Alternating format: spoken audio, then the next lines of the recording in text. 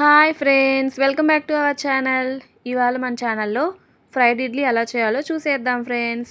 Fried ఇడ్లీనండి మనం snacks లాగా తీసుకోవచ్చు, అలాగే బ్రేక్ఫాస్ట్కి కూడా ప్రిపేర్ చేసుకోవచ్చు అండి.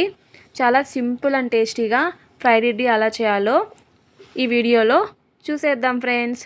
అందుకు కావాల్సిన ఇంగ్రీడియంట్స్: ఆనియన్, కరివేపాకు, ఇలాగా ఇడ్లీని కట్ చేసి పెట్టుకోవాలండి. చూస్తున్నారు కదా వీడియోలో, ఇలా బాగా కట్ చేసి పెట్టుకోవాలి. అలాగే వేరుశనగపప్పు, జీడిపప్పు, పచ్చిశనగపప్పు, మినప్పప్పు ఒక బౌల్లోకి తీసి పెట్టుకున్నాను. ఇలా ఒక ప్యాన్ పెట్టుకొని 1 టేబుల్ స్పూన్ ఆయిల్ సరిపోతుందండి.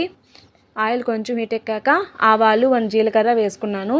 అలాగే ఇలాగా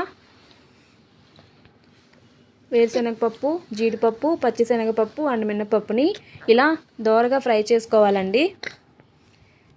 ఇవి దోరగా ఫ్రై అయిన తర్వాత మనం కట్ చేసి పెట్టుకున్న ఆనియన్స్ అండ్ కరివేపాకుని వేసి బాగా ఫ్రై చేసుకోవాలి. మరి డీప్ ఫ్రై కాకుండా లైట్గా ఫ్రై చేసుకోండి ఆనియన్స్ని. ఆనియన్స్ లైట్గా ఫ్రై అయిన తర్వాత 1/2 టేబుల్ స్పూన్ సాల్ట్ వేసుకున్నానండి. ఎందుకంటే ఆల్రెడీ ఇడ్లీలో సాల్ట్ వేసుంటాం కదండి, అందుకని నేను తక్కువ సాల్ట్ వేసుకున్నాను. అలాగే 1/2 table spoon turmeric powder, 2 table spoons red chilli powder వేసుకున్నానండి. మీకు కొంచెం స్పైసీగా కావాలంటే ఇంకో 1 స్పూన్ యాడ్ చేసుకోండి.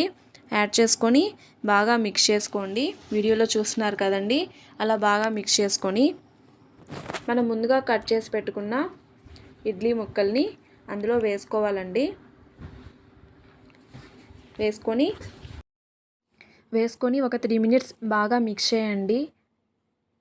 మిక్స్ చేసుకున్నాక 1 టేబుల్ స్పూన్ నెయ్యి యాడ్ చేసుకోండి. నెయ్యి యాడ్ చేసుకొని ఇడ్లీలకి బాగా పట్టే విధంగా ఫైనల్గా ఒకసారి మిక్స్ చేసేసుకోండి. అంతే ఫ్రెండ్స్, సింపుల్ అండ్ టేస్టీగా మనం ఇంట్లో ఇలా ఫ్రైడ్ ఇడ్లీ చేసుకోవచ్చండి. పిల్లలు కూడా చాలా ఇష్టంగా తింటారు. అలాగే ఇడ్లీ తినని వారు కూడా ఇలా చేసి పెడితే లైక్ చేస్తారండి. మీరు కూడా ట్రై చేసి ఎలా ఉందో కామెంట్ చేయండి. అలాగే మా వీడియోస్ మీకు నచ్చినట్లయితే లైక్ చేయండి. అలాగే మీ ఫ్రెండ్స్కి షేర్ చేయండి.